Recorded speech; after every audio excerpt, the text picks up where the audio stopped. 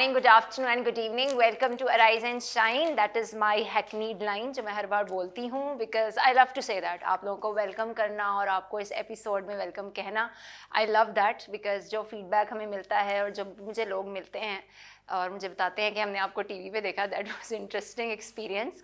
मेरा भी first time था to do this whole episodes of Arise and Shine, but good. ज़्यादा अच्छा ये लगा कि लोग सीख रहे हैं जब वो हमें बताते हैं कि हमें इससे सीखने को मिल रहा है. For that we are happy. और क्योंकि अब हम इसको ख़त्म करने वाले हैं, हमने टेंसेस तकरीबन सारे कर लिए हैं, हम फ्यूचर टेंस पर हैं और now we are doing future perfect tense पर हमने ख़त्म किया था और आज हम उसी को बस ख़त्म करके आगे फ्यूचर परफेक्ट टेंस पर जाएंगे and then we will end. तो हम आज क्योंकि हमने जहाँ पे छोड़ा था that was future perfect tense और हमने कर तो सारा कुछ लिया था, सिर्फ हम थोड़ी सी यूजेज की बात मैं आपको बता रही थी कि फ्यूचर परफेक्ट टेंस जो है वो आप कैसे यूज़ करते हैं. एक तो मैंने आपसे बात की थी, जो पहला रूल मैंने आपको बताया था उसमें मैंने ये कहा था कि फ्यूचर में कोई काम है जो एक सर्टेन टाइम में हो चुका होगा, यानी वो तब तक ख़त्म हो गया होगा, तो तब आप फ्यूचर परफेक्ट टेंस लगाते हैं. जैसे मैं कहती हूँ bye 8 o'clock tomorrow I will have taken off to Japan. यहाँ पे हमने लास्ट टाइम स्टॉप किया था और मैं आप इधर कुछ टेकन ऑफ 4 मैंने लिखा था, 4 भी लिख सकते हैं, 2 भी लिख सकते हैं, बट लास्ट टाइम क्योंकि मैंने 4 लिखा था तो मैं इसी को ही यूज़ करूँगी, द प्रेपोजिशन 4. हम प्रेपोजिशंस भी कर चुके हैं पर 2 भी यूज़ हो सकता है. Okay, taken of for Japan मतलब है कि कल 8 बजे तक मैं जापान के लिए टेक ऑफ कर चुकी होंगी या कर चुका होगा. यहाँ पे मैंने स्टॉप किया था और मैंने कहा था कि ये जो यूजेज है ये हम कंटिन्यू करेंगे. ज़्यादा रूल्स नहीं हैं, 1-2 रूल्स हैं सिर्फ ये बताने के लिए कि जो फ्यूचर परफेक्ट टेंस है उसको आप किस तरह से इंग्लिश में यूज़ करते हैं. जैसे आपने कोई आने वाले, क्योंकि फ्यूचर का मतलब है आने वाला वक्त, और आने वाले वक्त की जब आप बात करें तो उसमें कुछ सर्टेन टाइम पे जो चीज़ हो चुकी होगी आप उसकी बात करते हैं.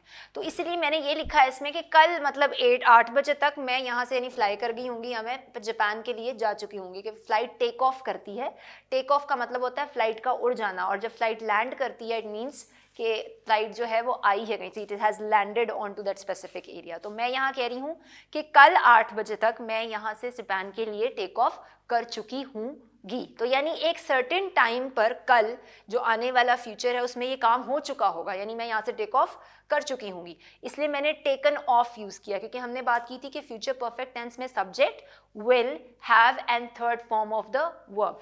सेकेंड यूज़ किया है,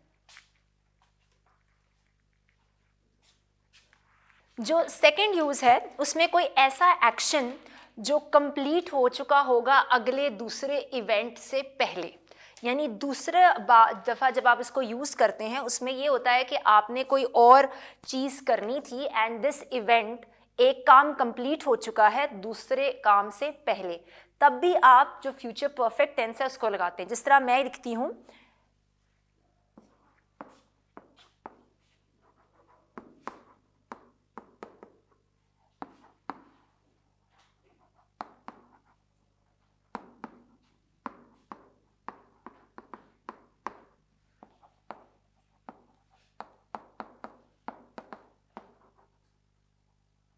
चाइना एक कंट्री है जहाँ पे एक लैंग्वेज बोली जाती है चाइनीज़.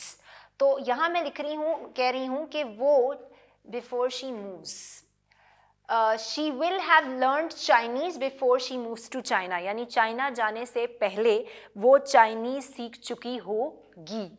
यानी ये मैं चीज़ फ्यूचर की बात करूँ. जैसे मैंने आपसे कहा ना कि दूसरा रूल ये है कि कोई एक काम ख़त्म हो चुका होगा दूसरा इवेंट होने से पहले. यहाँ दूसरा इवेंट कौन सा है या दूसरा काम कौन सा है? चाइना जाना, ये दूसरा है.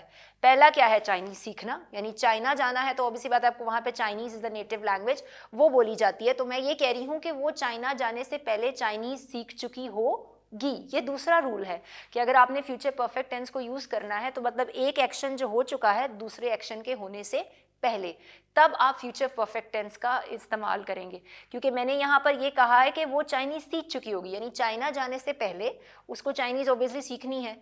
तो अगर मैं उसको इंग्लिश में बता रही हूँ आपको कि उसने तो ठीक है वो चाइनीज़ सीख रही है कि उसने चाइना जाना है, तो वो कहती है, अब मैं आपको बता रही हूँ कि ओके चाइना जाने से पहले क्योंकि वो सीख रही है तो वो चाइनीज़ तब तक सीख चुकी होगी, यानी चाइनीज़ सीखने वाला एक एक्शन ख़त्म हो चुका होगा दूसरे एक्शन यानी चाइना जाने से पहले। सो अब मैंने इसको इंग्लिश में कैसे लिखा है, she will have learned Chinese, learn, learned, learned, learn is the first form of the word, learned and learned is the second and third form of the word. यहाँ पर मैंने थर्ड फॉर्म का use किया है, हम already rules कर चुके हैं फ्यूचर परफेक्ट टेंस के। तो आप कहीं आप लर्नड भी, मैंने लास्ट टाइम भी बताया था, कहीं आप ये लिखा हुआ भी देखेंगे और कहीं ईडी के साथ भी देखेंगे, बोथ आर करेक्ट, क्योंकि दोनों फॉर्म्स में लर्न जो है लर्न ईडी के साथ भी यूज़ किया जाता है सेकेंड और थर्ड फॉर्म, और टी के साथ भी यूज़ की जाती है। सो दोनों ही फॉर्म्स करेक्ट हैं। यहाँ मैंने टी के साथ किया है, तो अगर आप कहीं ईडी भी देखें दैट इज़ ऑल्सो करेक्ट। ये हो गया दूसरा rule. Let's go to the third rule and the last one. जब हम कोई कन्विक्शन को एक्सप्रेस करते हैं, यानी इस वक्त तक ये काम हो गया होगा, मतलब कन्विक्शन होता है नहीं कोई, आप श्योर हैं कि ये चीज़ तब तक हो गई होगी, इस टाइम तक ये चीज़ या ये काम हो गया होगा। तो मैं लिखती हूँ फॉर एग्जाम्पल,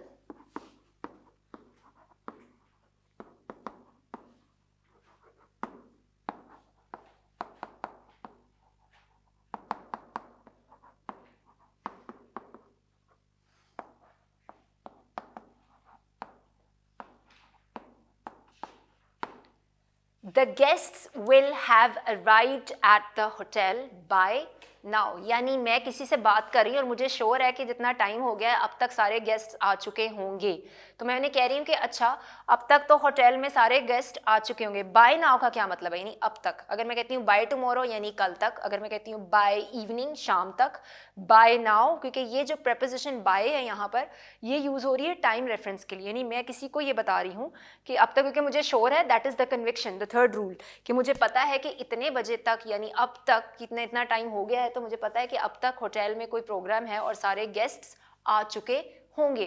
तो मैं किसी को बता रही हूँ कि भाई अब तक तो सारे गेस्ट्स आ चुके होंगे, सो इट्स टू लेट कि अब मैं और आप जाएं और something, that depends on the conversation. लेकिन मैं क्योंकि आपको रूल बता रही हूँ कि फ्यूचर परफेक्ट टेंस को यूज़ कहाँ कहाँ और कैसे किया जाता है। So this is the third and last rule, कि जब आप किसी चीज़ के बारे में श्योर हैं कि इतने बजे तक या अब तक या इतने टाइम तक ये काम हो गया होगा या लोग आ चुके होंगे, तो मैंने इसलिए लिखा है the guests will have arrived. Arrive is the first form, second और थर्ड है arrived,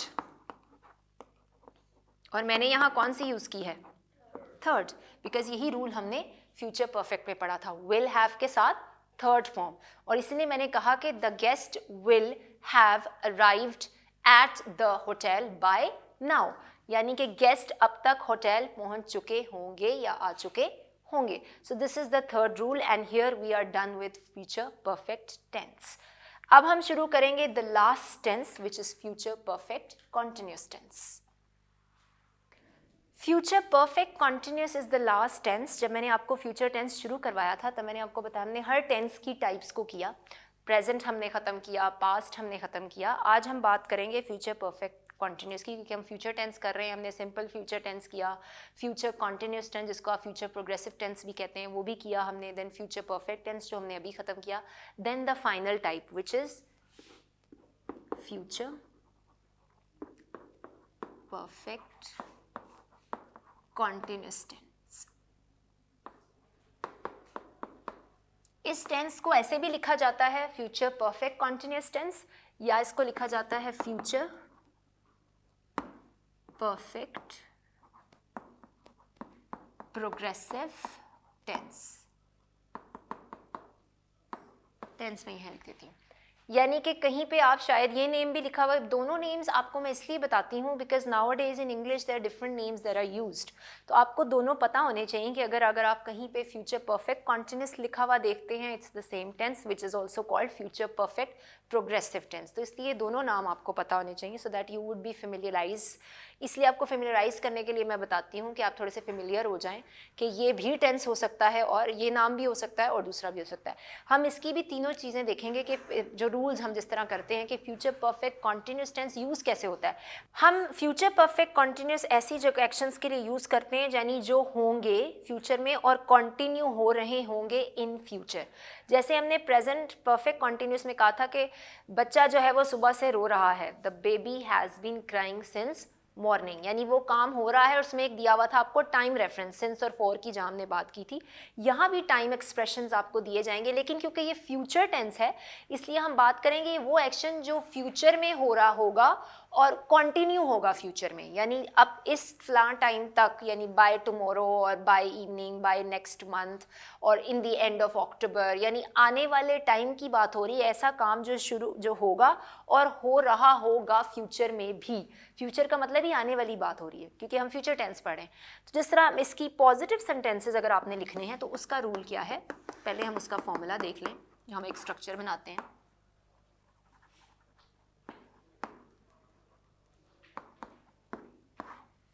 How would you write the positive sentence? Subject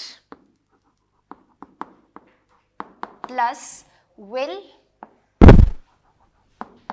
have been plus verb with ing। आगे अगर कंटिन्यू हो रहा है तो that depends। यानी कि रूल ये है कि सब्जेक्ट क्या क्या हो सकता है, he, she, it, I, we, you, they, ये सारे क्या हैं, सब्जेक्ट है। सब्जेक्ट के साथ आपने क्या लगाना है, विल। शेल मैंने आपको शुरू में बताया था, यू कैन यूज शेल, मगर विल क्योंकि ज़्यादा कॉमनली यूज होता है globally, so we are going to go with will. इसीलिए मैंने ज़्यादा टेंसेस जो आपको फ्यूचर के साथ कराए मैंने ज़्यादा विल का ही यूज़ किया है। हैव बीन, ना तो हैव में चेंज आएगा ना बीन में चेंज आएगा, सारे सब्जेक्ट के साथ आप हैव बीन लगाएंगे। लेकिन अब वर्ब कौन सी यूज़ करेंगे, फर्स्ट फॉर्म वर्ब की प्रेजेंट पार्टिसिपल, ये होती है फर्स्ट फॉर्म। प्रेजेंट पार्टिसिपल बोलते हैं first form of the verb, जैसे गो, वेंट, गोन। तो गो क्या है, फर्स्ट फॉर्म, और उस फर्स्ट फॉर्म के साथ आप क्या लगाएंगे, ing। आगे ऑब्वियस सी बात है कोई टाइम रेफरेंस आएगा या टाइम एक्सप्रेशन आएगा। मैंने टी लिखा है टू मेंशन कि कोई टाइम एक्सप्रेशन आना चाहिए क्योंकि मोस्टली आता है। वो आपको ये बताता है, ये आपके सिग्नल वर्ड्स होते हैं कि ये फ्यूचर की बात हो रही है, यानी कल ये करेंगे, हो रहा होगा, कल वो नेक्स्ट मंथ इतनी देर उन्हें हो जाएगी यहाँ रहते हुए। जैसे मैं अभी इसकी एक एग्जांपल लिखती हूँ कि अगर मैंने लिखा है सब्जेक्ट will have been और verb के साथ ing, तो इसके लिए अगर मैं कोई, क्योंकि ये पॉजिटिव सेंटेंस है, अभी सिंपली इसका स्ट्रक्चर यही है कि सब्जेक्ट के साथ आपने will have been के साथ verb की फर्स्ट फॉर्म और ing यूज़ करनी। Now let me right the example.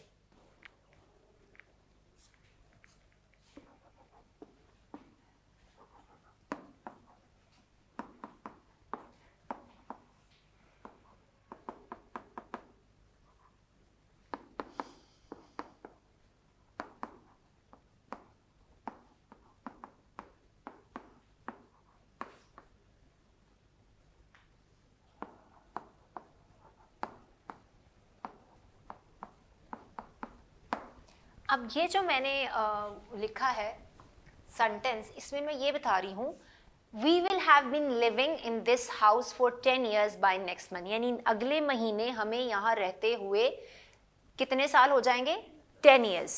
यानी ये एक ऐसा सेंटेंस है जिसमें बात कर रही हूँ कि अगला महीना जब आएगा तब भी हम यहीं रह रहे होंगे, लेकिन तब हमें रहते हुए कितने साल हो जाएंगे, 10 साल। तो मैं उसको इंग्लिश में यानी फ्यूचर परफेक्ट टेंस के साथ अगर आपको बताना चाह रही हूँ तो मैं कैसे लिखूंगी कि we will have been living in this house. We क्या है हमारा, subject, will have been rule है, विल आपका ऑक्सिलरी वर्ब है, हैव बीन उसी को सपोर्ट कर रहा है, उसके साथ लगाएंगे आप।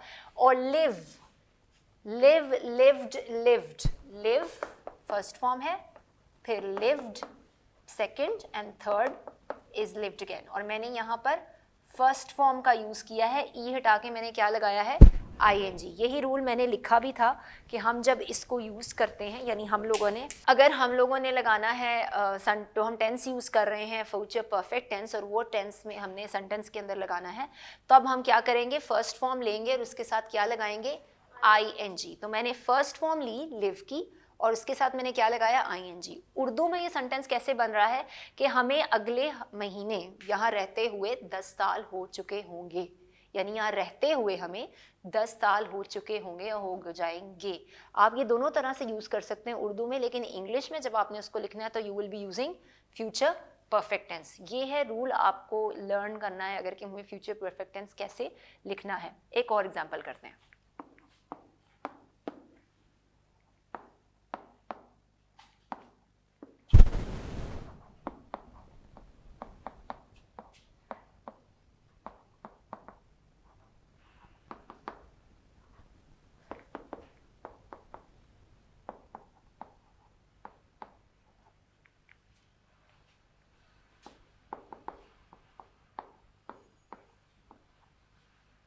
She will have been studying in this school since 2020।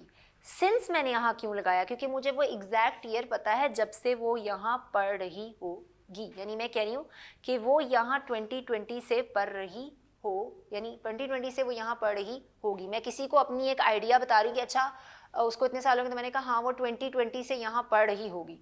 तो इसका मतलब है कि she will have been studied। ये सेकेंड और थर्ड फॉर्म है जिसमें IED लग जाता है स्टडी के साथ, लेकिन मैंने फर्स्ट फॉर्म यूज़ की है विद ING। तो मैं ये कह रही हूँ कि अच्छा वो इस स्कूल में 2020 से पढ़ रही होगी, यानी इसको उर्दू में क्या कहेंगे, 2020 है ना। ओके, तो 2020 इज बेसिकली 2020। तो मैं किसी को ये बताना चाह रही हूँ टाइम रेफरेंस, मेरा टाइम एक्सप्रेशन यहाँ था 10 साल और नेक्स्ट मंथ, यानी 10 साल हो जाएंगे मुझे नेक्स्ट मंथ, मेरा टाइम एक्सप्रेशन था। और यहाँ क्या है 2020, यानी इस साल से वो इस इंस्टीट्यूट में यानी इस स्कूल में पढ़ रही होगी। क्योंकि ये सारे पॉजिटिव सेंटेंसेस हैं तो मैंने सब्जेक्ट का यूज़ किया विद विल, क्योंकि आपको इन सब में से कुछ भी चेंज करना नहीं पड़ेगा। That is an easy way to learn the tense. जिस तरह आपको प्रेजेंट में हैज़ बीन या हैव बीन देखना पड़ता था, और पास्ट में भी आपको तो हैड ही लगाते थे, वहाँ तो इशू नहीं था कोई। लेकिन फ्यूचर में ईजी चीज़ क्या है लर्न करने के लिए, आपको सबके साथ विल हैव बीन ही लगाना है। इसलिए इसमें कोई ऐसा चीज़ें चेंज नहीं हो रही एक्सेप्ट फॉर द सब्जेक्ट। और टाइम एक्सप्रेशंस क्या हैं, आपके सिग्नल वर्ड्स हैं, यानी आपको कोई टाइम के ज़रिए रेफरेंस देकर बताना है कि ये चीज़ हो रही होगी, ऐसा हो रहा होगा, क्योंकि ये वो एक्शंस हैं जो हो रहे हैं, they are continue but in the future. लेकिन हम यहाँ बात कर रहे हैं कि वो 2020 से यहाँ पढ़ रही होगी, क्योंकि ये मेरा एक थॉट है कि अच्छा वो 2020 से यहाँ पढ़ रही होगी, मैं ये बताना चाह रही हूँ किसी को। तो मैं किसी को इसलिए कह रही हूँ कि अच्छा 2020 से, अब क्योंकि वो अभी भी वहाँ पढ़ी, एक्शन अभी भी चल रहा है, तो इसलिए मैं उन्हें बता रही हूँ कि 2020 से ही वो वहाँ यहाँ पढ़ रही होगी। और अगर मैं सिंस नहीं लगाती, क्योंकि सिंस थोड़ा सा पास्ट की तरफ भी चल जाता है, और मैं ये लिखती हूँ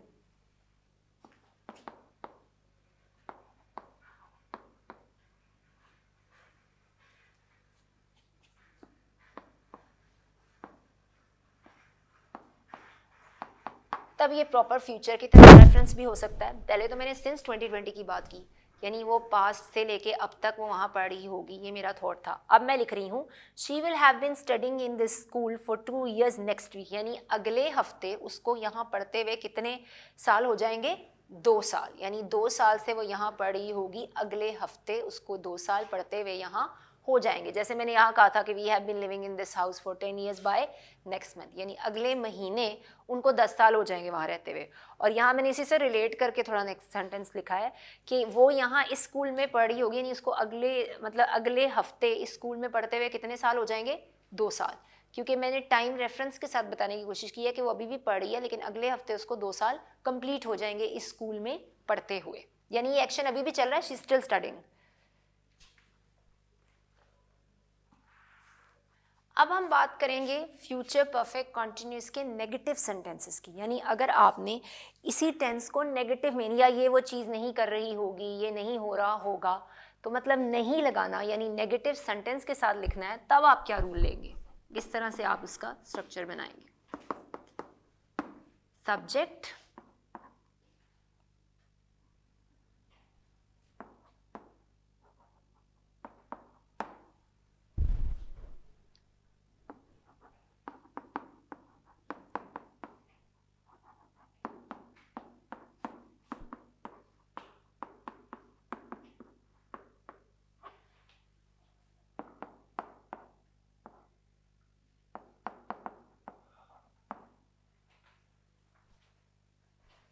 आगे ब्रैकेट की ज़रूरत नहीं है, ing लगाना ही है।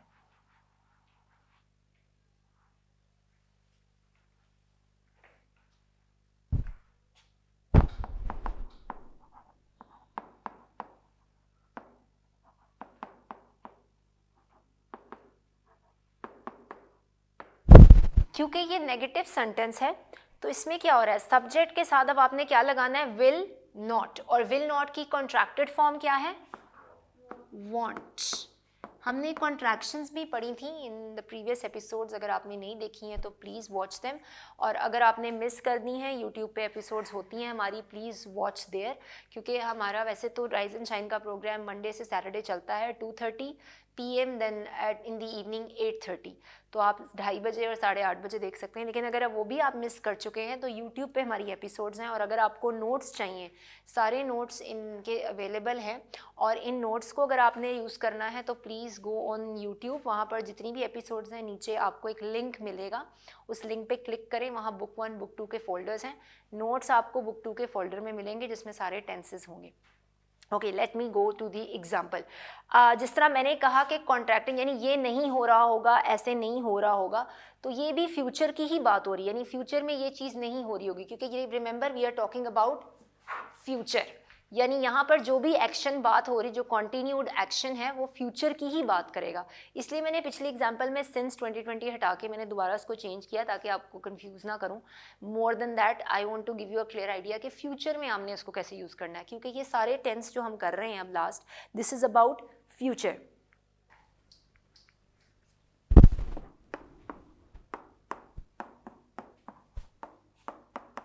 बेसिकली हैव बीन साथ लगेगा, have been travelling,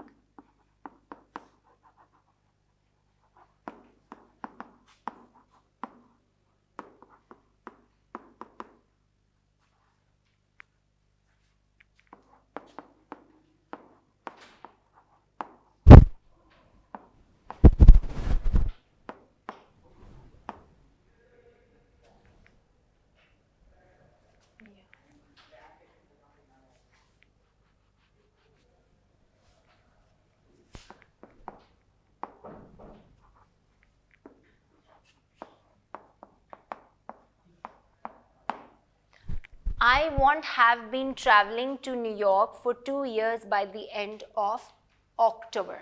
I want किसकी कॉन्ट्रैक्टेड फॉर्म थी, will not, ठीक है, इसकी कॉन्ट्रैक्ट हुआ। अब मैं क्या कह रही हूँ कि मैं न्यूयॉर्क में मतलब ट्रैवल नहीं कर रहा हूँगा 2 साल से bye the end of October, यानी अभी अक्टूबर का एंड होने वाला है और तब तक मुझे ना ट्रैवल करते हुए, यानी मैं अब न्यूयॉर्क 2 साल से नहीं गया, ठीक है, या नहीं गई, तो मैं इसको इंग्लिश में कह रही हूँ कि I won't have been travelling to New York for 2 years by the end of October, यानी 2 साल हो जाएंगे मुझे जब से मैंने ट्रैवल नहीं किया टू न्यूयॉर्क। न्यूयॉर्क क्या है, it's one of the cities in America और यूनाइटेड स्टेट्स, तो जो लोग जानते हैं they would know why mention, आप इधर कोई और सिटी भी मेंशन कर सकते हैं, लेकिन मैंने सिर्फ एग्जांपल लिखी है कि मतलब मैं नेगेटिव बता रही हूँ कि मैंने जब अक्टूबर का एंड आएगा तब तक मुझे कितने साल हो जाएंगे न्यूयॉर्क ट्रैवल, तब तक मैंने नहीं किया 2 साल, यानी मुझे 2 साल हो चुके होंगे कि मैंने ट्रैवल नहीं किया। I won't have been travelling to New York for 2 years by the end of October. इसका क्या मतलब आएंगे, ये मेरा पूरा टाइम रेफरेंस है, यानी अक्टूबर के एंड तक 2 साल हो जाएंगे मुझे ना ट्रैवल किए हुए टू न्यूयॉर्क। लेकिन इसको मैं जब परफेक्ट कॉन्टिन्यूस में लिखूंगी तो मैं कैसे लिखूंगी, I is your subject, will not have been के साथ first form of travel to ING, यानी travel is the first form,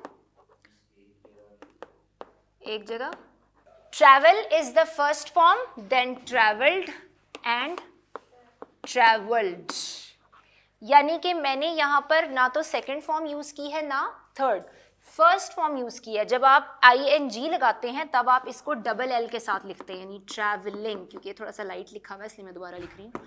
so this is double LING, क्योंकि अब आपने जब इसको ING लगाना है तो यहाँ आप डबल L का यूज़ करेंगे, वैसे एक ही L होता है ट्रैवल में, और मैंने ना तो सेकेंड फॉर्म यूज़ की है ना थर्ड, क्योंकि हमने क्या रूल पढ़ा है, I will not have been first form of a verb with ING, यानी मुझे न्यूयॉर्क ना ट्रैवल करते हुए इस मंथ के एंड में, यानी अक्टूबर के एंड में, इस by end of this month भी कह सकते हैं, by the end of October कह सकते हैं, मुझे कितने साल हो जाएंगे, 2 साल. This is the second rule because already time is up, तो मैं यहीं पे stop करूँगी, but we will continue again in the next episode from here. Thank you so much. God bless you.